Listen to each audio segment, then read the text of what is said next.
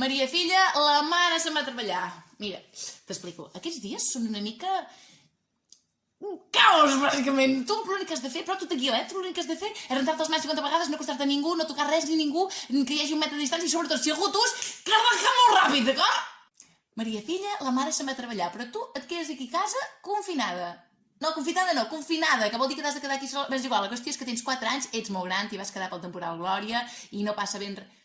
Maria filla, la mare també es queda a casa, tu, cap problema. Anem al parc, ens passem... No anem al parc tampoc, ens quedarem a casa, que bé, 2 setmanes a casa, tampoc ens barallarem pas. Maria filla, estem estat d'alarma, però no passa absolutament res perquè tenim paper de vàter, d'acord? Jo tampoc ho sé, però és igual, la gent compra paper de vàter i això vol dir que... Maria filla! La mama t'estima, Maria! A veure, jo amb aquest vídeo no pretenc alarmar ningú ni res, perquè... És el coronavirus, això?